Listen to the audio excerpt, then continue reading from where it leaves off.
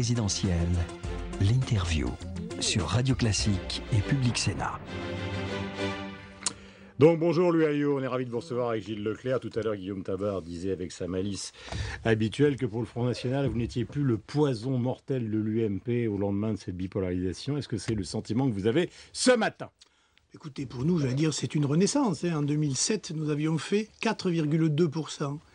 Aujourd'hui, nous faisons 14%. C'est donc, voilà, nous sommes installés. Ce n'est pas un vote de protestation ou de crise, comme l'ont dit à l'envi les commentateurs. C'est bien un vote aujourd'hui de conviction. Mais il y a un recul par rapport à la présidentielle, comme c'était le cas pour Jean-Marie Le Pen auparavant. Il y a toujours eu un recul qui est dû à l'effet mécanique de ce mode de scrutin et au contexte des élections législatives. Le majoritaire à deux tours favorise les grands partis et les gens en place, et il est très difficile de contester leur leadership.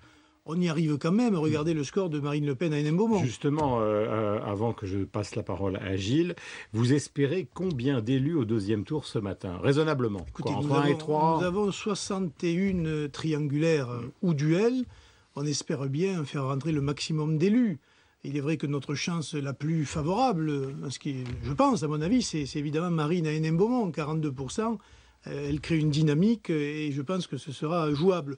Pour le reste, ça dépend beaucoup du contexte et de cette fin de campagne. Il reste une semaine de campagne. Gilbert Collard est très bien placé, il est en tête.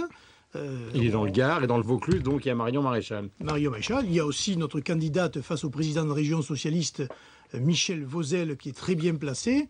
Et là, je pense que pour faire barrage au président de la région socialiste, il se trouvera quand même des personnes pour le faire. Vous diriez combien ce matin ? C'est vous qui avez mouliné les chiffres toute cette nuit. Oui, bon, mouline, mais vous ne pouvez pas savoir dans des triangulaires comment va se passer le deuxième tour avec 50% d'abstention, ou pratiquement dans certains endroits. Donc la mobilisation du deuxième tour va être très importante pour le résultat final. Ce matin, et c'est pour ça que nous allons embrayer avec Gilles, encore une fois, j'entendais Alain Juppé sur une radio dire qu'il n'y aura pas d'accord avec le Front National. Ce ne sont pas les mêmes valeurs, le même avenir, les mêmes accords politiques. Il a bien appris sa leçon. Gilles Leclerc. Justement, sur ce point, vous venez de dire que vous lancez un appel à la mobilisation. J'imagine que ça s'adresse au-delà de l'électorat traditionnel du Front National. Qu'est-ce que vous avez envie de dire ce matin à l'électorat UMP, l'UMP qui doit d'ailleurs réunir aujourd'hui son bureau politique? À l'électorat UMP, qu'un député UMP de plus, ça ne servirait pas à grand-chose. Ils ont perdu l'élection, ils n'auront pas de majorité à l'Assemblée nationale.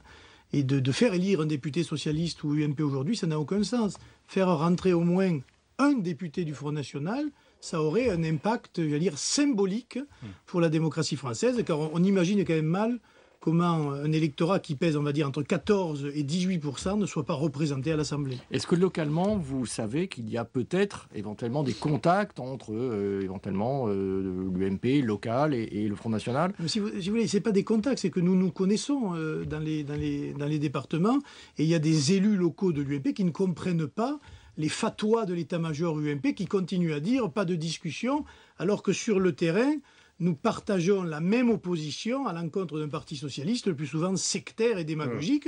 Et de ce point de vue-là, effectivement, il y a une contradiction entre l'annonce, l'effet d'annonce, et puis la réalité sur le terrain. Est-ce que vous allez cibler un certain nombre de personnalités UMP, ex-ministres, éventuellement Il voudrait des noms, oui. Voilà, écoutez, par exemple, vous l'aviez dit d'ailleurs à l'époque, je pense dans l'Essonne, par exemple à Nathalie Kosciusko-Morizet, qui avait écrit un ouvrage assez sévère à votre égard. Est-ce que vous allez donner des consignes de vote, par exemple, pour la faire perdre? Mais écoutez, d'abord, nous avons un bureau politique cet après-midi qui décidera de tout ça, mais poser la question, c'est y répondre. C'est-à-dire donc, c'est-à-dire oui. Madame Kosciusko-Morizet, c'est un exemple que je prenais. Madame Kosciusko-Morizet a fait de son adversaire principal le Front National et Marine Le Pen.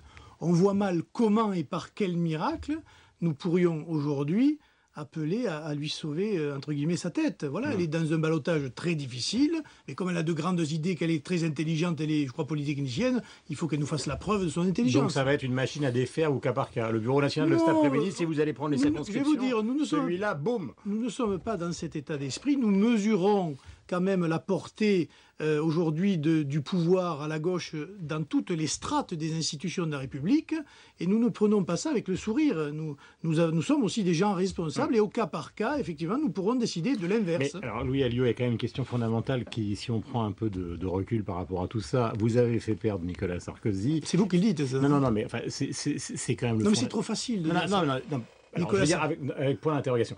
La question qui se pose, c'est au fond, le Front National, depuis qu'il existe, a une envie de plus en plus forte de participer à la vie politique. Or, pour l'instant, si c'est un match de foot entre le PS et l'UMP cet après-midi, vous êtes sur le bord du terrain. Vous savez, j'ai joué au rugby pendant 10 ans. Il arrive que vous soyez au bord du terrain pendant un petit moment. Mais ça fait des années maintenant. Alors, à quoi ça sert le Front National, à part faire perdre la droite?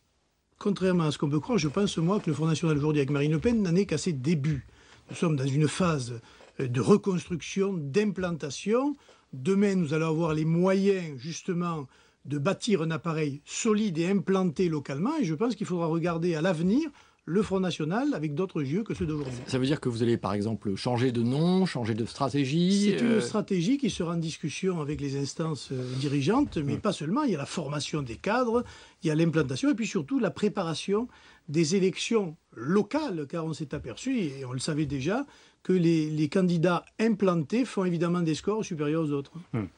Donc vous avez l'envie de participer à la vie politique, mais reconnaissez encore une fois ce matin que c'est une nouvelle élection qui passe et vous serez sur le banc de touche. Bon, on est sur le banc de touche. Je m'adresse au rugbyman maintenant. On est sur le banc de touche, oui et non. Écoutez, Marine Le Pen, 18% à la présidentielle. Le Front National... Oui. Mais peut-être un député. 14... Oui, mais ça, c'est les magouilles des états-majors. Quand le Parti socialiste fait des alliances. Non, le Parti socialiste fait des alliances contre nature, par exemple, avec le Front de gauche, avec des conséquences notables. Le Front de gauche fait croire à des braves gens que le SMIC va être à 1 700 €. On sait aujourd'hui que le SMIC augmentera de 0,7% et qu'ils auront 11 € peut-être supplémentaires. Ça s'appelle prendre les électeurs pour des imbéciles. L'UMP fait pareil dans tout un tas de domaines. Pourquoi voudriez-vous que nous passions des accords avec des états-majors et des partis politiques avec lesquels nous ne partageons pas l'ensemble des idées qui, pour nous, sont importantes? Gilles Leclerc. Par exemple, pour Marine Le Pen, si on regarde bien les chiffres, pour qu'elle puisse gagner, il faut qu'elle puisse mordre sur l'électorat du premier tour de Jean-Luc Mélenchon, l'électorat populaire, par exemple. Donc vous allez lancer, là aussi, ou elle va lancer un appel vers cet électorat-là. Comment les électeurs de Jean-Luc Mélenchon, qui ont entendu tout ce qu'ils ont entendu sur le Parti socialiste, corruption, magouilleur, responsable de la misère sur le terrain, pourraient voter demain pour le candidat du Parti socialiste? Moi, je n'y crois pas. La seule réalité aujourd'hui, la seule force qui s'impose dans le Pas-de-Calais face justement au système PS, c'est le Front National et c'est Marine Le Pen, c'est évident. On a le sentiment qu'une partie de l'électorat de droite n'est pas totalement hostile, peut-être même bien au contraire, à une alliance avec le Front National. Donc qu'est-ce que vous allez faire pendant 5 ans? Rencontrer Copé, discuter avec Fillon, voir ce qui peut se passer? Quel est celui, par exemple, avec lequel vous avez le sentiment que peut-être quelque chose peut évoluer? Pour l'instant, aucun. Ils sont dans la stratégie de Jacques Chirac, du cordon sanitaire. Donc je pense qu'ils y resteront, d'ailleurs pour des... Et donc vous attendez 5 ans pour la prochaine présidentielle? Nous attendons pas 5 ans, nous allons parler aux électeurs et nous allons continuer à peser sur le terrain, notamment déjà en lançant l'opération pour bâtir des listes municipales dans beaucoup de villes moyennes de notre pays et pour peser à l'avenir justement sur ces élections nationales. Est-ce que vous notez tout de même une évolution de la part de l'UMP? Quand on écoutait bien Jean-François Copé hier, même s'il y a un bureau politique aujourd'hui, il était plutôt dans la stratégie du ni-ni. Ça n'est pas non plus ce qu'on a appelé à une certaine époque le Front républicain. J'ai même remarqué M. Fillon, qui est au-delà du nini et qui n'appellera pas à voter socialiste si un candidat du Front de gauche. Est-ce que pour vous, c'est une évolution? Mais c'est la pression qui nous a plus les candidats du Front National feront de voix, plus la pression populaire sera forte et plus les états-majors seront obligés de s'interroger, y compris à gauche d'ailleurs. Ils ne vont pas pouvoir continuer à diaboliser le Front National et on va dire allez 20% de la population comme ça sans impunité. Mais est-ce que vous souhaitez finalement à terme une alliance ou au contraire les remplacer?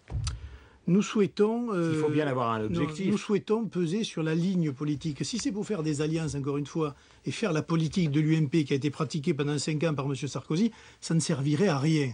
Si c'est pour bâtir une autre Europe plus sociale, plus protectrice, si c'est pour retrouver la sécurité dans nos quartiers, si c'est pour moins d'immigration, si c'est pour moins d'impôts, à ce moment-là, effectivement, on pourra discuter. Mais en l'état actuel des choses, notre seul socle commun, finalement, c'est l'antisocialisme et l'anticommunisme. Mais pour le reste, et sur les idées, il n'y a pas, je dois dire, matière à faire de programme commun. Gilles Leclerc. À propos des idées et du contexte, l'Europe a donné son feu vert en versant 100 milliards d'euros aux banques espagnoles.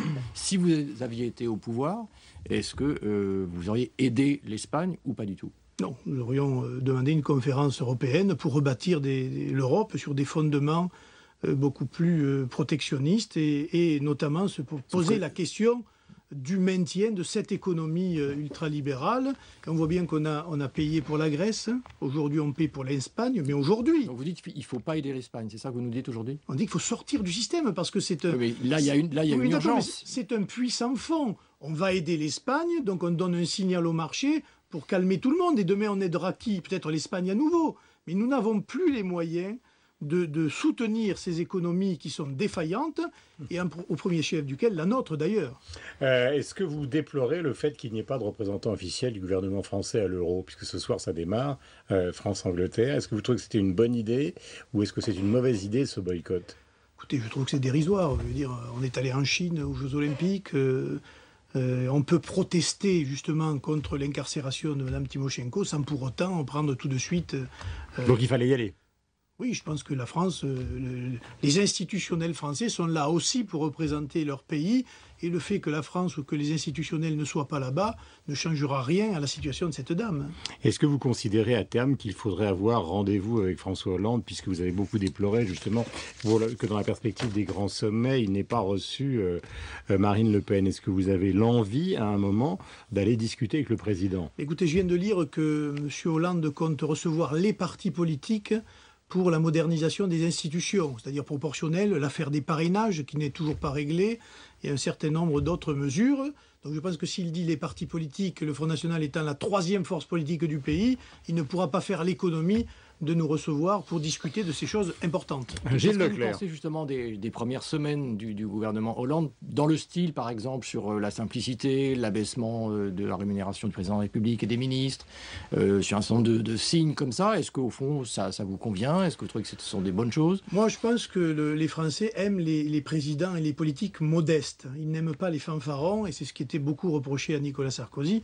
Pour autant, il y a les effets d'annonce et puis il y a le reste, que lorsqu'on sait que finalement le gouvernement de François Hollande coûte plus cher que le gouvernement précédent de Nicolas Sarkozy, même avec la baisse des indemnités, pour la simple et bonne raison qu'il n'a nommé que des ministres et plus nombreux. Voilà un exemple qui est un peu de tordre la vérité pour apparaître un peu comme un chevalier blanc, alors qu'il y aurait beaucoup à dire. Sur le style de gouvernance, sur la façon de faire?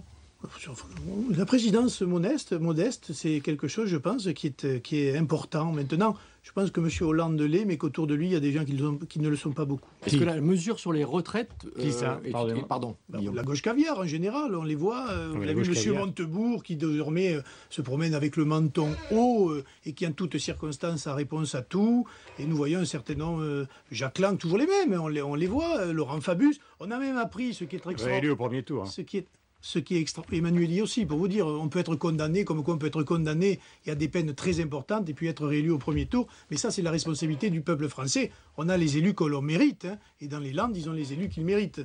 Mais en ce qui concerne, on a appris par exemple que 5 députés payent l'impôt sur les grandes fortunes dans ce gouvernement. 12,5% du gouvernement de M. Hollande. Ça vous choque? Non, mais c'est marrant, parce qu'ils sont tout le temps en train de faire de grandes déclarations contre les riches, et on s'aperçoit que finalement... Ils ont autant de riches à gauche qu'ils en ont à droite. Donc, et ça, c'est la seule vérité. Donc, ils contribuent à l'effort général. Oui, mais à ce moment-là, qu'ils ne jouent pas sur les mots, qu'ils ne raillent pas, qu'ils ne dénoncent pas, parce qu'ils font partie du système, voilà.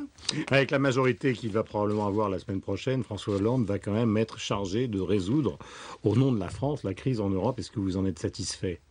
Alors, je ne sais pas si le résultat va advenir, mais en tout cas, maintenant, c'est lui qui a la responsabilité de gérer cette crise qui est la plus grande depuis 1929. Je vais vous dire ce qu'on pense. Je pense qu'il a fait des promesses sur les bas salaires, sur l'imposition des hauts salaires. Il nous reste 30 secondes. Sur la sortie de la crise, sur un certain nombre de problèmes. Or, le système aujourd'hui européen est tellement intégré, et le système mondial est tellement intégré, qu'il n'a pas l'indépendance de ce qu'il a promis. Donc il va gérer la crise, il va gérer la décadence, il va subir la décadence que nous subissons.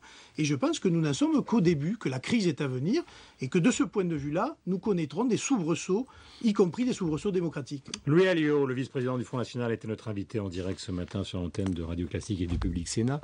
Merci, bonne journée à vous, mon cher Gilles. On se retrouve demain.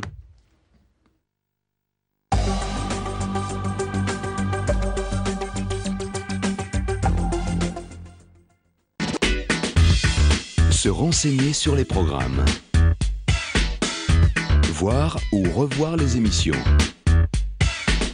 Suivre le fil d'information politique